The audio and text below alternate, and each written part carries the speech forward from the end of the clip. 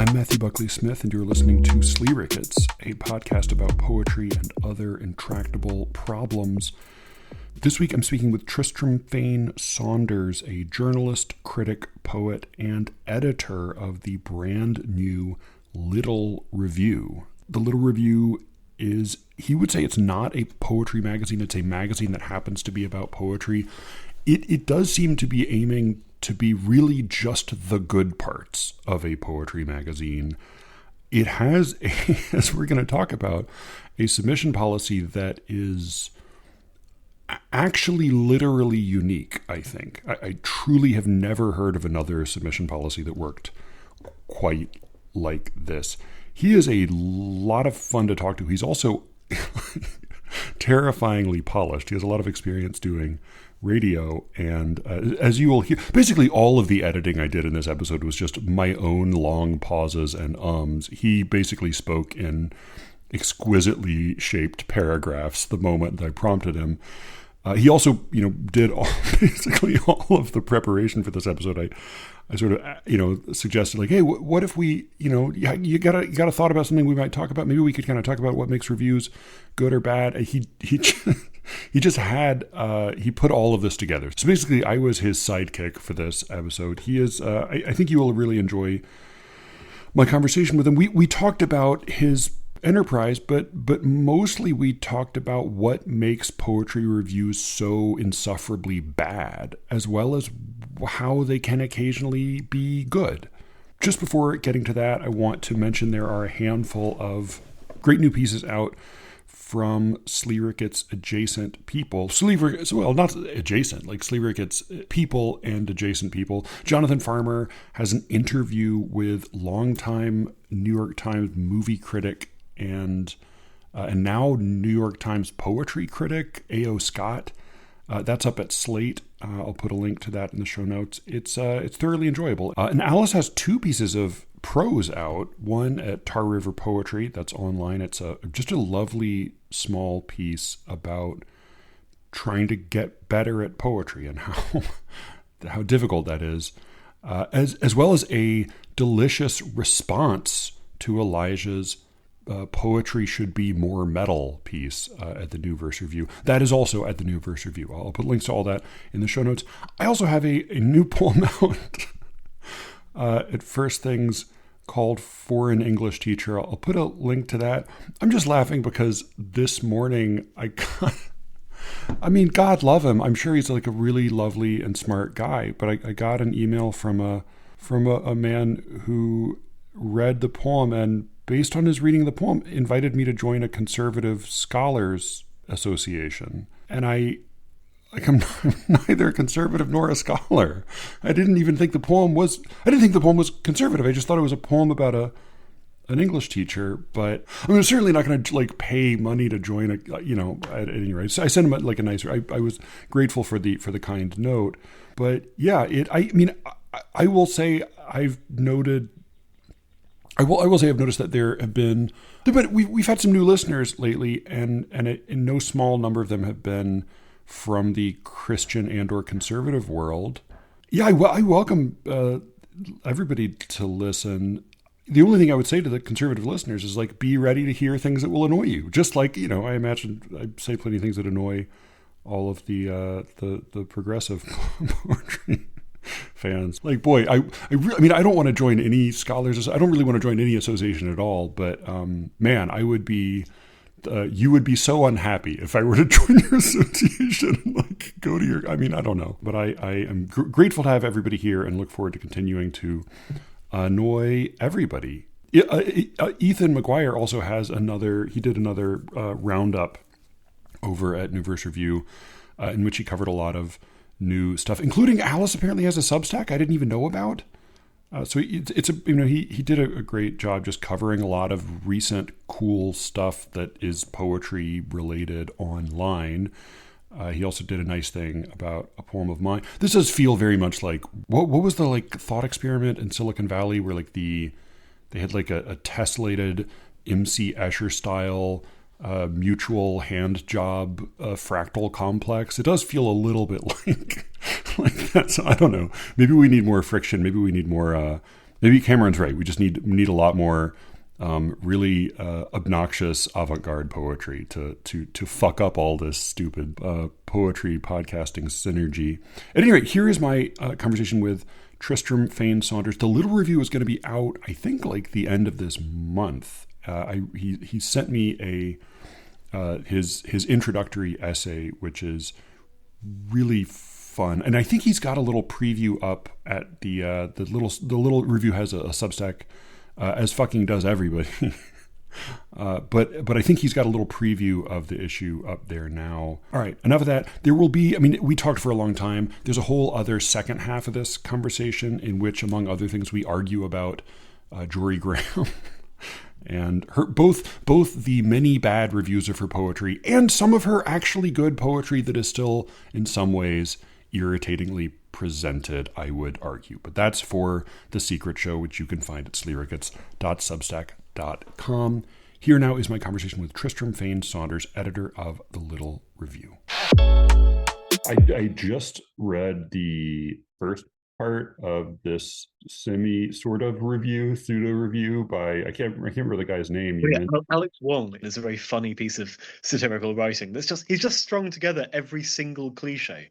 But it's not just the phrasing. It's like the cadence of it. The sentence structure is just the music of these reviews. You know.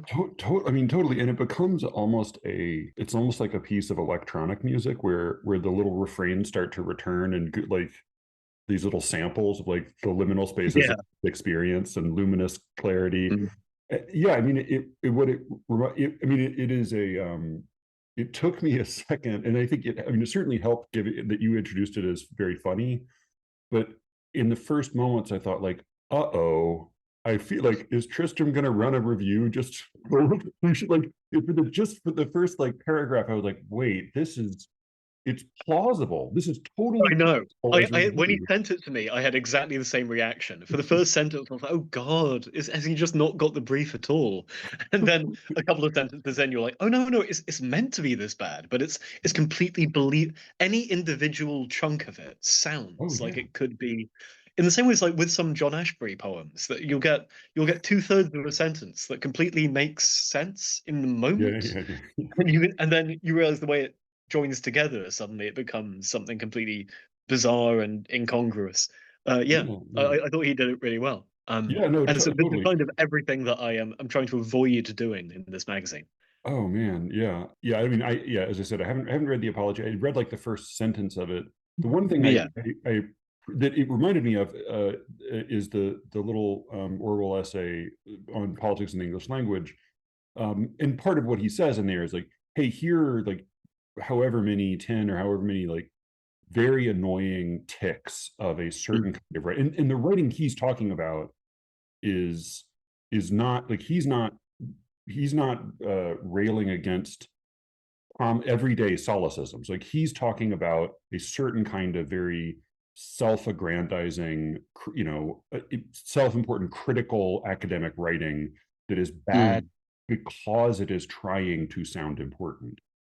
And the thing he says at the end that I think is maybe helpful, less as an apology than as a clarification, is like, hey, not only do I sometimes use do I sometimes commit some of these, excesses, but I'm sure I have committed them in this very essay. And like, and that's not quite the point. Like the one thing you would not want people to do is merely read this as a list of things not to say. That there is a spirit of badness behind the individual instances of badness, and that's what you sort of I mean, that's the thing that I that's think absolutely what Alex says in his explanation. He says he's used many of these phrases himself, and sometimes he's done it and felt the need to apologize for it. Sometimes he's done it and felt no need to apologize. And sometimes on occasion these are the right things, but it's when they're deployed unthinkingly, often as a way to actually avoid saying anything. Right.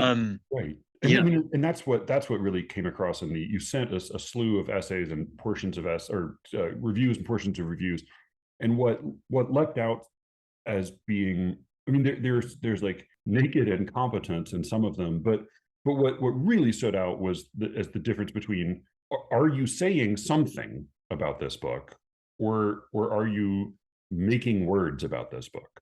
Mhm. And just saying something, even if what you're saying is not perfect, even if you may, misuse a word, like even if your writing is not, you know, exactly as clear or perfect as it could be, are you actually bothering to try to make an observation about the book that then your reader can take in? Yeah, I mean, even when you asked me to find the worst review that I possibly could, and I remember this bizarre thing from a website I'd never heard of reviewing that Jorie Graham book, even though it was completely incompetent, there were moments in it where it sort of says things that are objective statements about a book that can be useful. And Totally. like most Yeah. of these poems use very short words. Is the kind of observation that actually tells you a great deal about the book, which Yeah. many very accomplished reviewers who write for big, well-known outlets would forget to do. And so they'll tell you about the luminous, searing moments of clarity and insight, but they'll forget to say that the poet splits words across line breaks. You'll Right. frequently get half of one word and then a line break and the other half of the second word. And that's an Yeah. objectively true thing about the book that tells you quite a lot about the poetic technique being used.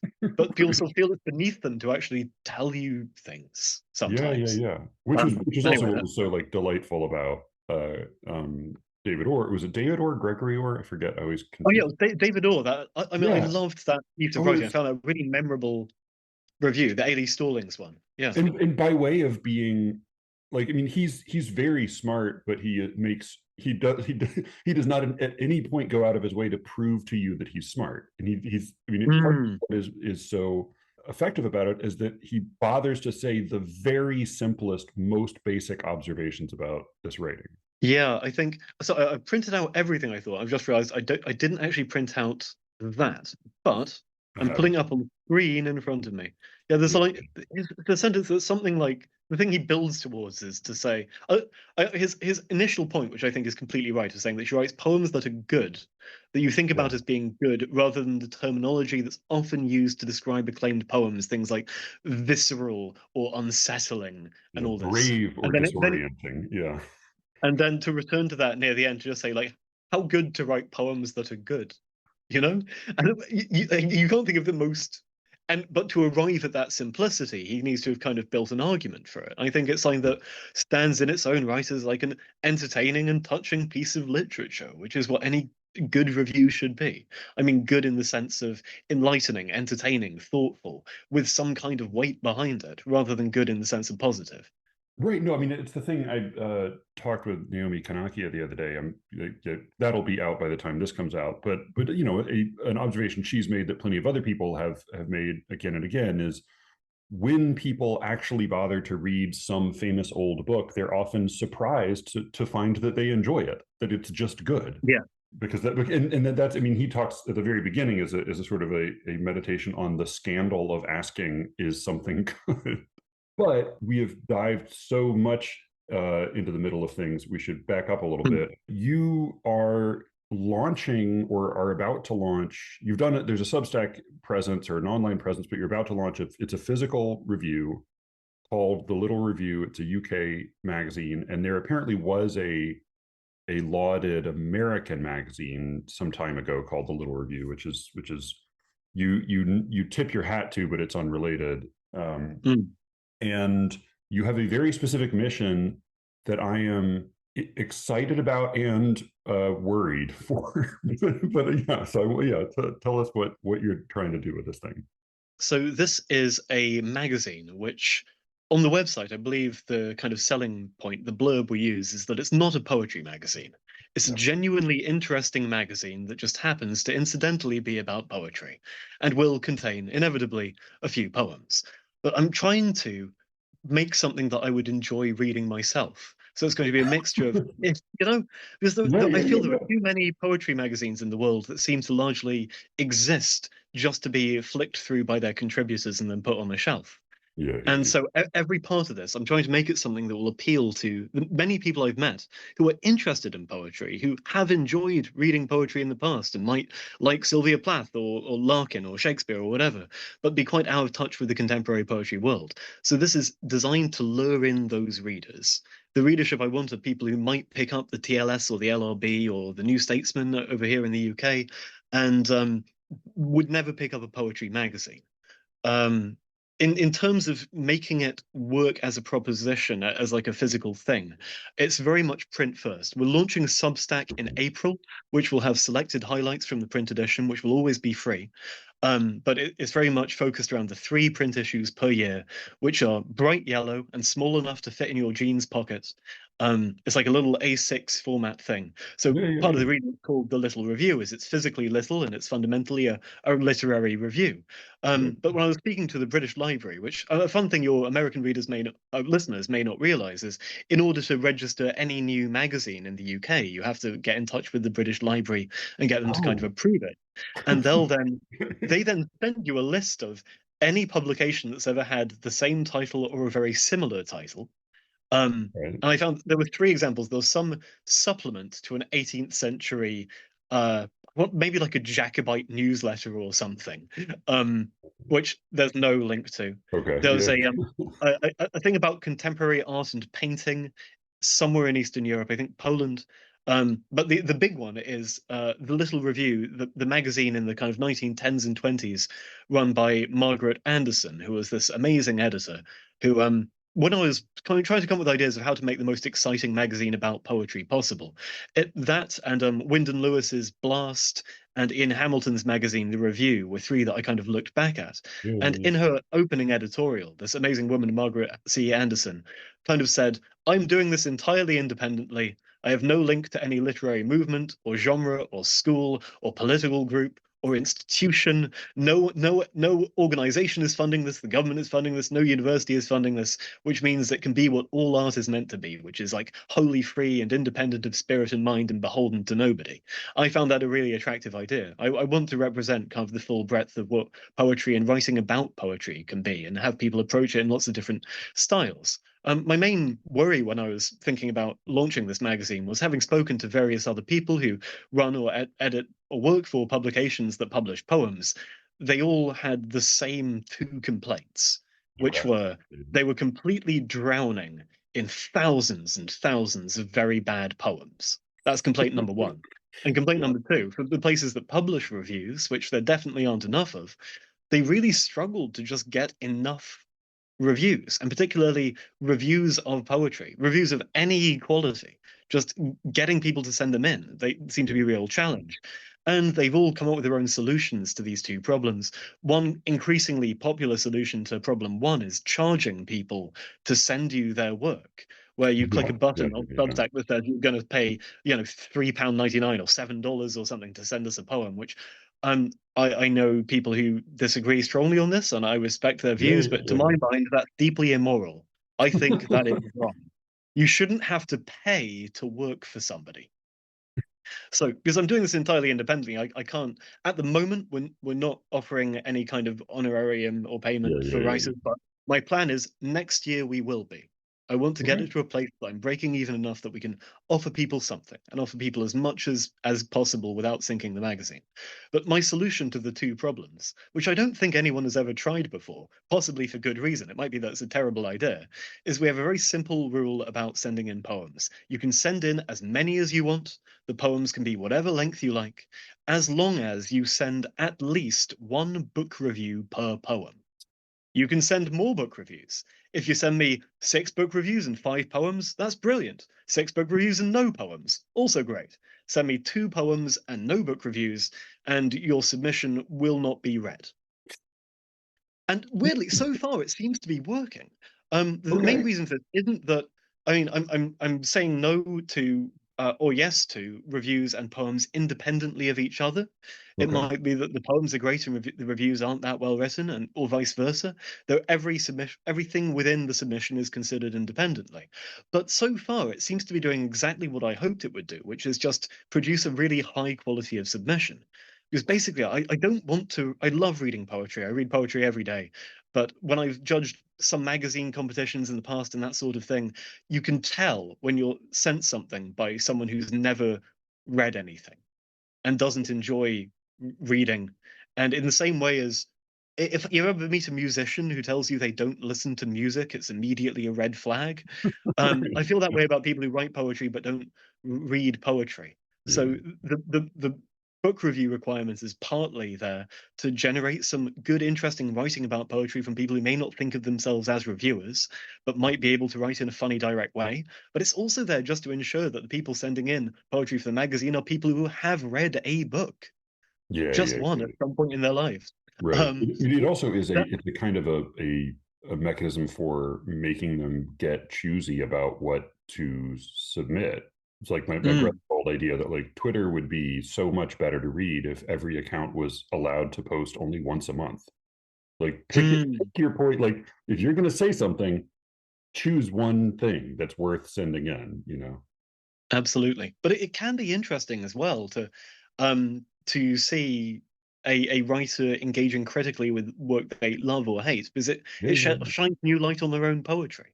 And it's something I alwaay look for in reviews. I love reading poets on poets, but I think and there's are space for you other approaches do you too. have an idea of like is there a an ideal model for what these reviews are or look like or how long they're like because you sent a couple of we can talk about you sent sort of a packet of good and bad reviews and one of the most enjoyable to read was at least as I printed it out less than a page Mm. and it really Oh, was was that just the sort of like Anthony hey Madrid one? yeah, the Anthony Madrid one. Mm. It was talky and engrossing and very direct. And it basically said like, here's a strange volume that came out. Maybe it shouldn't have been released this way, but in it there's this one thing that's really worth reading. Here's what it is, and that's really all it says. And then it gives a little sample, and it's sort of like that's an effective review at maybe 500 words. I don't know. I'm just going to now gush. I think Anthony Madrid is a genius and brilliant. He's just about one of the only critics who I will hunt down new pieces of critical writing by for the sheer fun of reading them.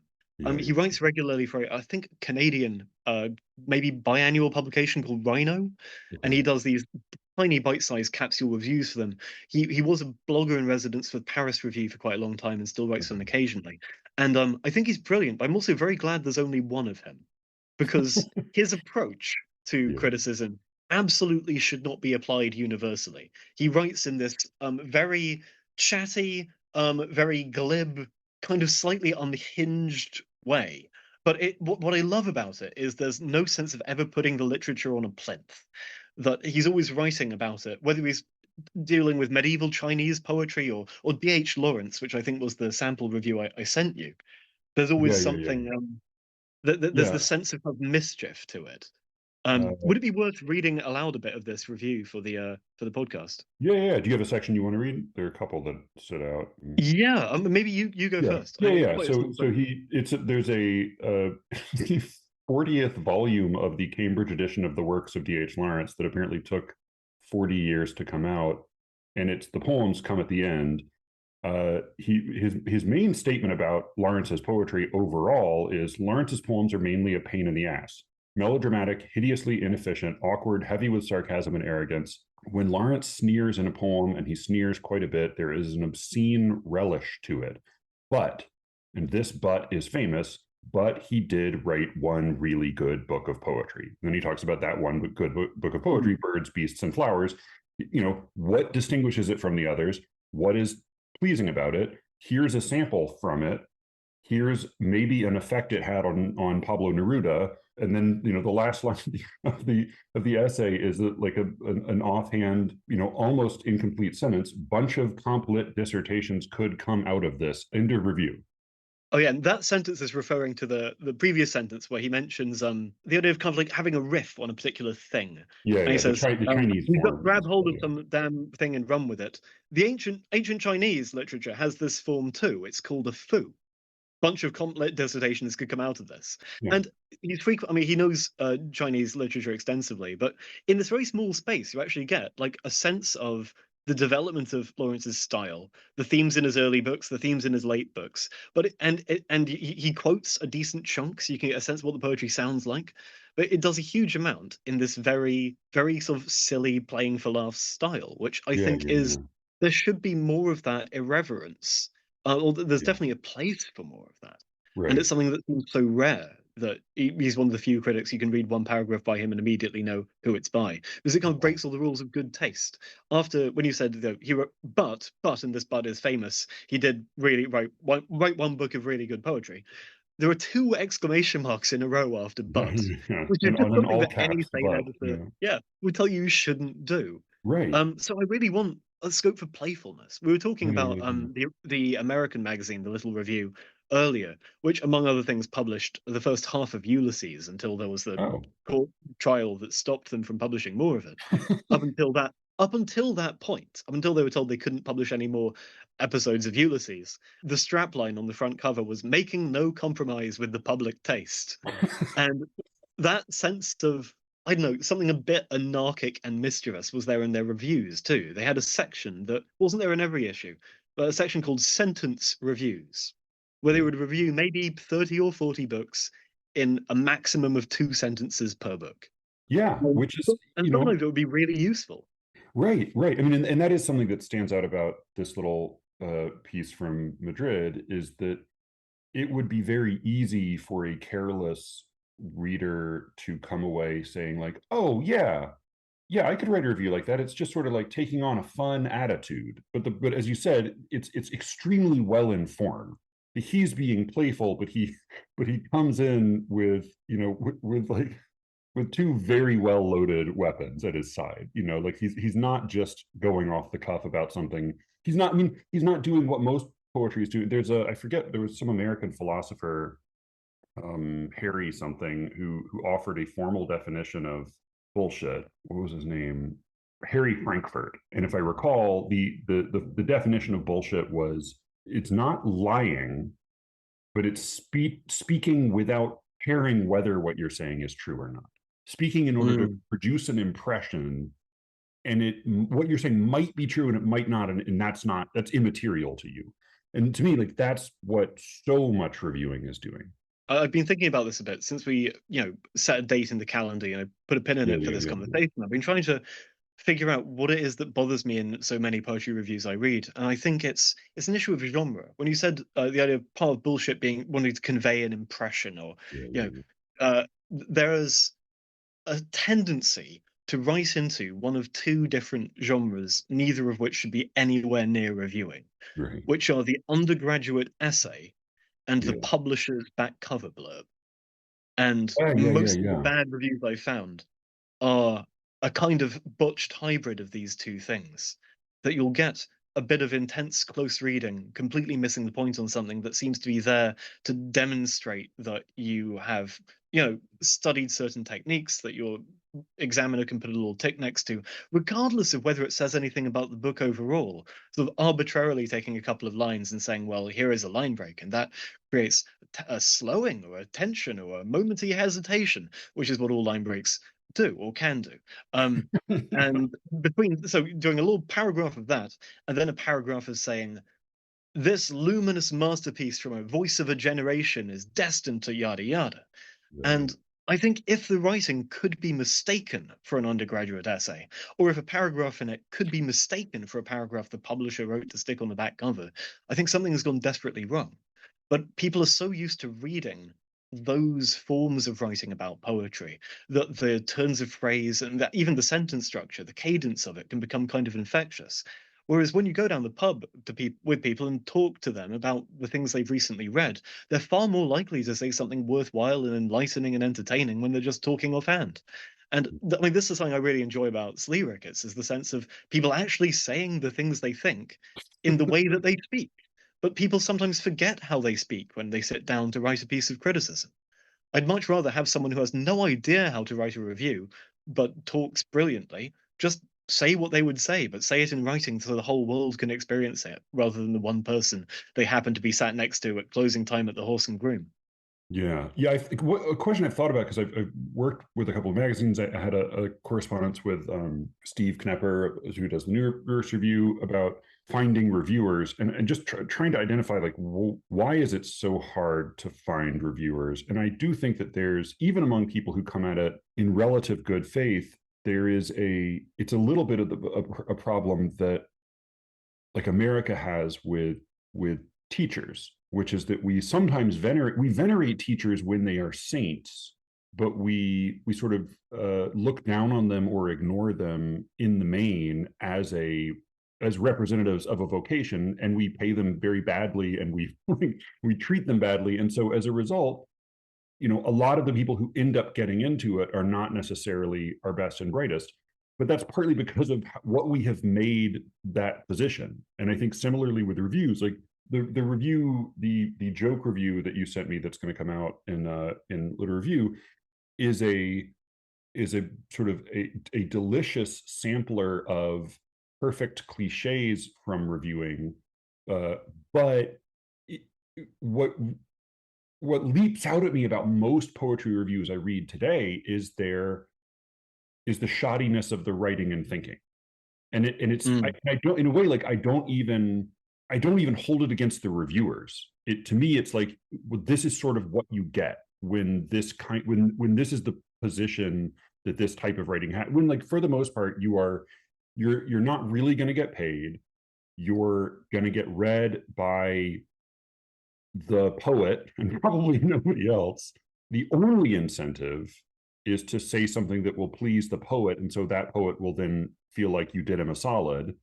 And there's not really any healthy. What's the line you quoted? Some great lines from Carol Ruman's So back in the day, there's a magazine talking called, about reviewing and some problems. Yeah. This was in a 1994 issue of the Poetry Review, which has become the biggest and most established poetry magazine here. Think Poetry Chicago for American listeners. And they did a special issue in 1994, when I was 1 year old, about the rights and wrongs of poetry reviewing. And Carol Ruman said some interesting things in this. One was that poets, publishers, critics, and readers should form a healthy ecosystem. They don't in these islands, meaning the UK and Ireland, because the system is top-heavy. Or on this many island. poetry collections seeking too few critical readers for adequate assimilation and filtration to take place. There was also I think it was Sean O'Brien had a fun line where he basically said about what he's looking for in reviews, which sounds quite similar to what you're just saying. Above all, I want decent writing, not the odor of somebody's "why am I doing this for 30 quid at Sunday tea time with a hangover" depression. I don't think anything's really changed. I think there's still a real shortage of reviewing, and there's still too much that sounds like promotion rather than critique. Yeah. And I mean, and the other thing I would add is that, at least in the States, 30 quid sounds like decent pay for a review today, and he was talking about 30 quid in 94, substantially more. Yeah. Like, I mean, I think like part of what you will have to do if this is going to work is you will have to create both like a precedent for what is good reviewing, but also an invitation to approaches or kinds of writing, or even scopes of writing that people might like. I think a lot of what happens is when you have a review you're going to do of a book, as okay, I've signed on, or maybe I'm going to do this. It lives as a homework assignment in your head, right? I mean, and all writers can procrastinate no matter what they're working on, but it doesn't have any of the excitement of other kinds of pieces of writing. It feels like you were doing it's almost like you're stepping in to do your monthly stint as a deacon at church or something, and not that they're sure they're deacons who take great relish in their work at church, but it feels like, okay, well, it's something I ought to do. It's sort of for the good of the poetry community. Here, I'm gonna put in my time. I actively want things that will be seen as to the detriment of the poetry community. I want things that will be fun and interesting to read for readers who enjoy reading interesting magazines, that at their best will start new conversations.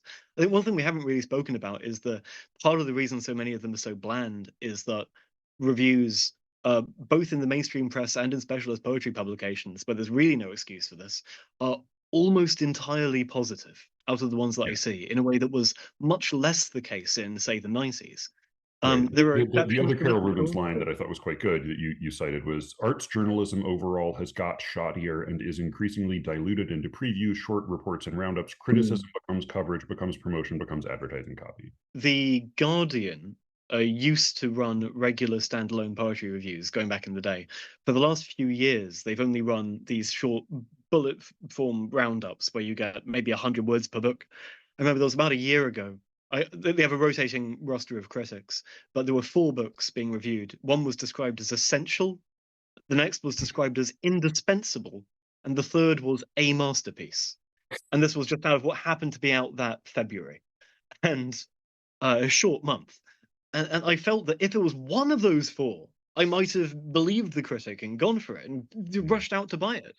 When 3 out of that 4 are being given that same level of praise, I think people get wary. But that on a grand scale is what you're seeing everywhere. I think part of the problem is too many people who know each other reviewing each other. I'm really keen to hear from, people who enjoy reading poetry but don't write it and don't know any poets. There are some great critics out there who fit that bill. Like, how do you find things like I want a good writer who reads poetry but doesn't write it? Sounds like when a couple is looking for just the right person to join them in a threesome. It's like, good luck. That sounds great.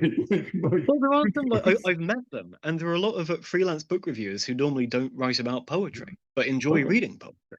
Maybe and don't review it necessarily because they think, well, I only read 2 or 3 new books a year and I'm not qualified, which is mad when they've read thousands of books in the past.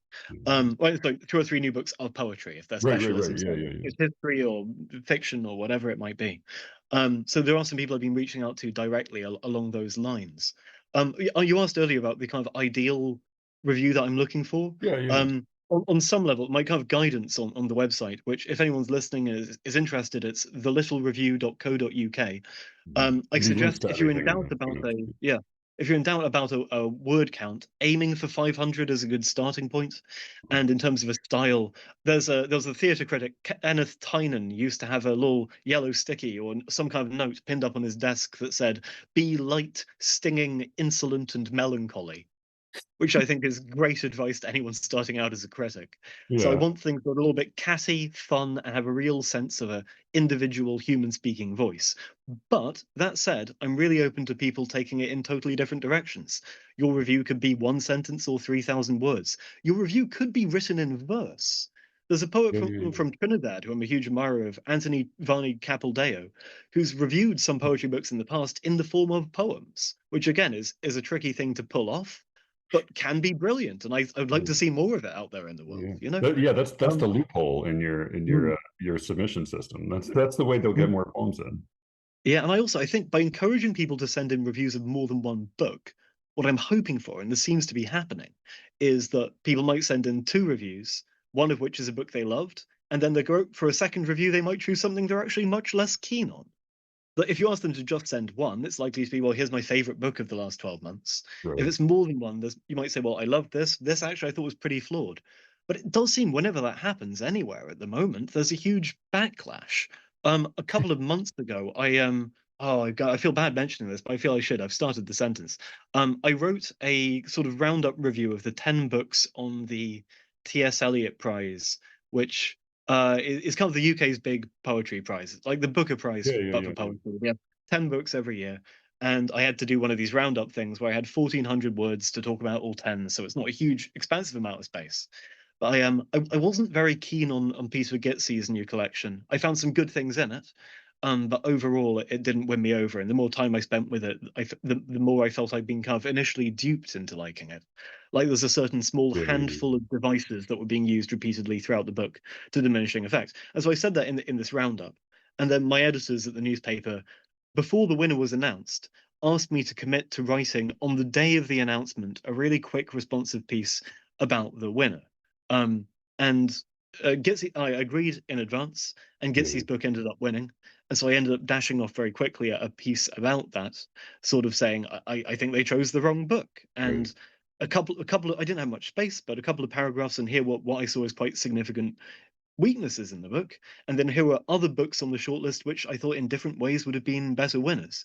And this, I later found out, caused like a huge amount of discussion online. Someone ended up tagging me in some Facebook thread where there were like 200 comments on this thing. I think Peter Gizzy's like hardly a fresh young thing that you're stifling. I mean, he's a senior poet who's very celebrated and has a very healthy career under his belt. I thought it was refreshing. Knock him out. Yeah, like people in the comments were actually talking about, you know, things like lineation and imagery and getting heated about that. And I thought that was brilliant. And I ended up replying just to say, look, I'm really glad that people are talking about poetry and that this has started a new conversation.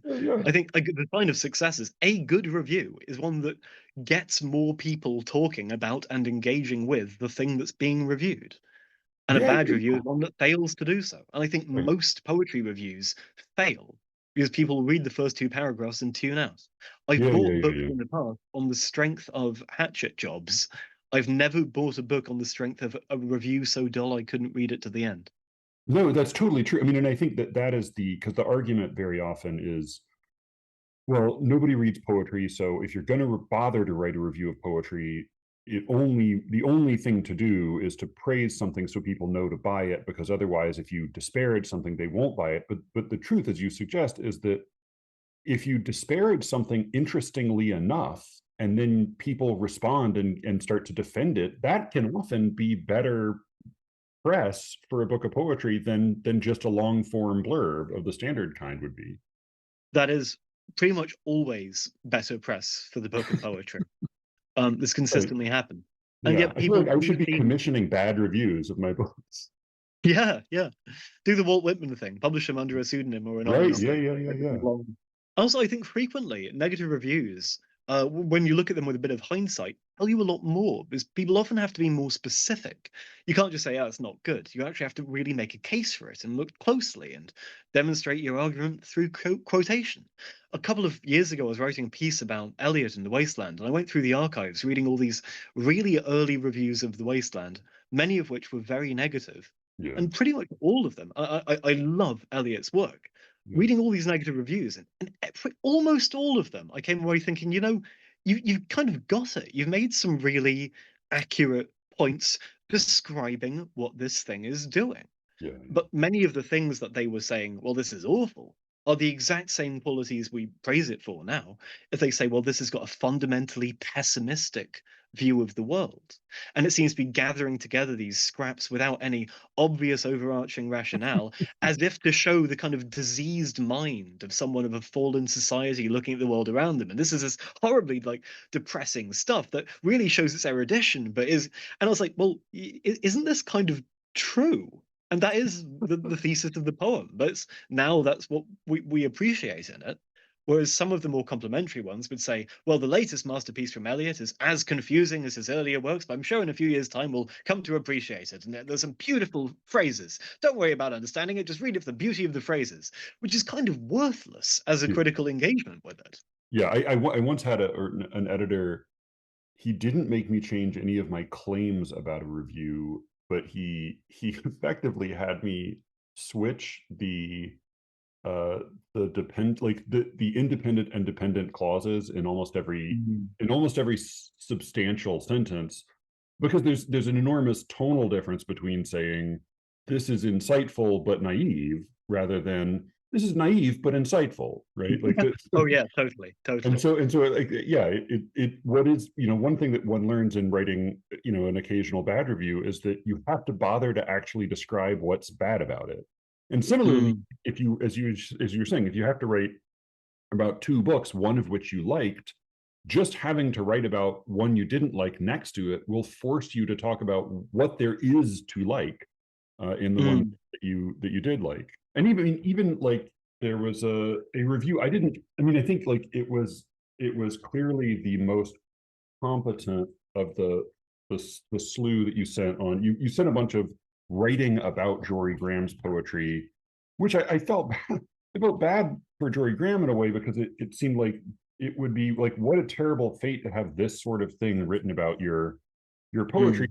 And occasionally, I mean, some of the bright spots in the worst writing about her poetry were just the moments where they bothered to quote her. They're like, oh, that's kind of a nice line. Like at least if nothing else, at least quote it. But there, you know, like part of what then was helpful in the one, I think, as you said, like, you know, pretty good review. It's possible to review this book well, by Andrew Chan, was that he talked about the effect of her writing. He talked about the large, you know, question or issue she's concerned with, and then how these, how this might or might not concern the ongoing conversation about this, like how her contribution might contribute to an ongoing conversation about climate change. I don't know what I think about all of his, like, I think that, he kind of closes with a moral or activist critique of a Yeah. writer, which to be fair, she invites by writing the way she writes. If you're writing about more than one book, at least part of what you have to do is you have to acknowledge that there is a way to talk about poetry overall, rather than just, a stack of compliments to pile on top of this one book. And that Andrew Cham review, which I thought, like you, was pretty good, and also, like you, I wasn't completely convinced by the ending. Yeah. But what I enjoyed was it was making an argument, and it had taken a particular line, and he laid his cards on the table. It's like, look, here is the perspective I'm taking on this book. Here is what I think, in moral terms, is a failing of the book. And he sort of made the argument, and it's a well-written, insightful review that says something that it's possible to disagree with. Yeah. Right. And there are too many words. Not what he said. Yeah. Yeah. And he does the great thing of it. He tells you who she is. He gives you a sense of what she's like. He gives you a sense of what the past work was doing, its strengths and weaknesses, and what the last few books have done differently. Can I read just like a little extract near the start of this that I thought was pretty Actually, I'll just read the opening of this, which I thought again, it's something I did a workshop a little while ago on reviewing and criticism, where I presented people with opening sentences from reviews, which I think can be quite a glib and reductive exercise. But a lot of times you'd never send someone a poem with the opening line you consider bad and forgettable. But people seem to do this all the time with reviews, and I think it should be as unforgiving. Like, it's something I got from newspapers, is your first line must be engaging. Yeah. I think the opening of this review actually I think works brilliantly. This is from an online magazine called Four Columns. In a 1997 New Yorker profile of Jorie Graham, author Marilyn Robinson notes her friend's unusual sense of scale. If she buys some wretched little plant and it puts out a wretched little blossom, it's a miracle. When you go shopping with her, the most ordinary thing in the world seems to bulge out at her. This predisposition to finely gauged awe is a hallmark of Graham's work. Since her debut in 1980, the writer, one of the most lavishly laureled American poets of her generation, has cultivated a vertiginous kind of double vision. She regularly splices together minute details of the physical world with airy ruminations on cosmic themes, shifting gears at such speed that the reader feels able to behold the macro and the micro within the same visual field. It's an impressive trick, one that bears the influence of Soviet montage editing, which Graham absorbed in her film school days. But especially earlier in her career, her motivations weren't quite clear. In the past, it has seemed as if she were bringing us to the edge of comprehensibility, not to examine anything particular about the human condition, but to keep the banality of existence at bay. If you're able to turn every observation into an unsolvable metaphysical riddle, then you'll never have to confront just how mundane life often is. Something like a breakthrough occurred several books ago, in the late 2000s, when Graham zeroed in on climate change as her central theme, and that starts talking about some of the recent books. I think as a way of, it tells you get the biography, you get the style, you get what the poems are doing, that they're working in this kind of metaphysical way, that they're taking the ordinary but zooming up to the cosmic and then back down, which so many of her poems do. And I think as a way in, you also get throughout a real sense of a person's speaking voice. It doesn't sound like an undergraduate essay, and nothing here would appear on the back of a publisher's blurb for the book.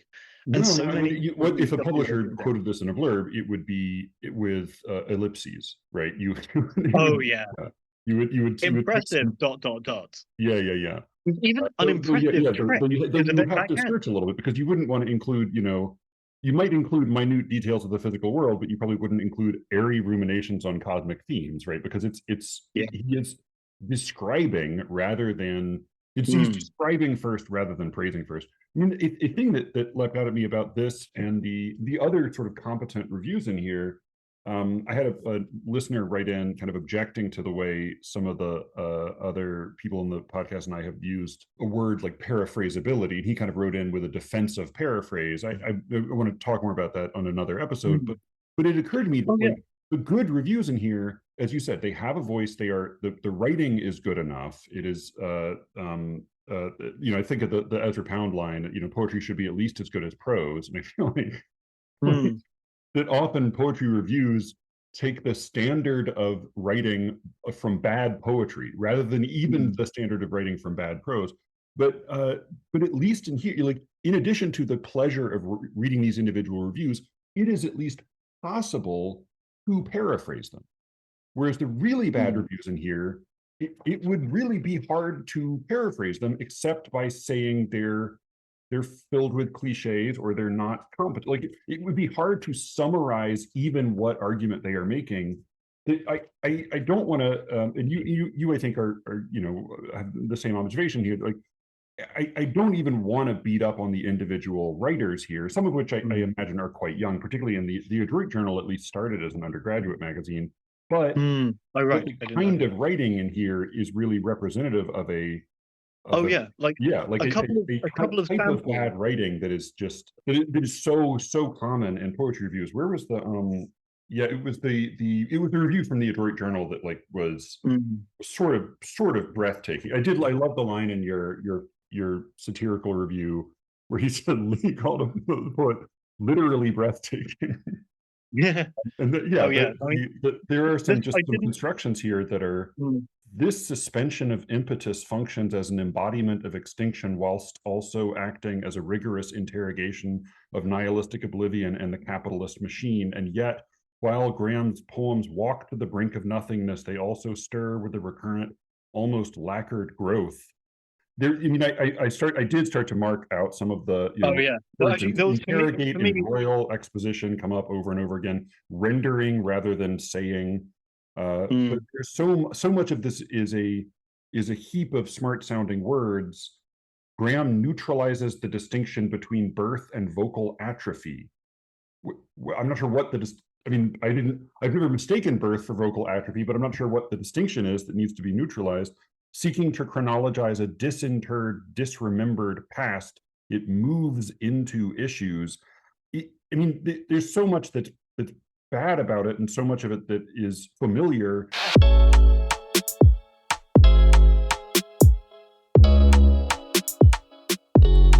That was the first half of my conversation with Tristram Fane Saunders. I will put links in the show notes to all of his stuff. He also has, as I said, poetry, criticism, journalism. He's a prolific guy, and some delightful, as I said, some delightful radio appearances on various BBC programs. The second half of our conversation will be up in the next day or two at SLEERICKETS.substack.com. Go check it out. You can put in your email address and I'll give you a week's access for free. And it is pretty cheap after that. A fair warning, for the first year of the Secret Show, the price was like half what it is now. And it is now still below the minimum recommended subscription that Substack, I had to artificially lower the price from Substack's minimum recommendation. I can't say this word apparently. I will probably bring it up to their minimum soon. That will not affect anybody who's already signed up. That will not affect your subscription. That will stay the same. Whatever you start paying, if you subscribe, it will lock in at that rate. But you may want to join sooner rather than later because it will probably go up a little bit in the next few months. Thank you as always for listening. You can reach me at sleerickets@gmail.com. And with any luck, I will be speaking to you again very soon. Until then.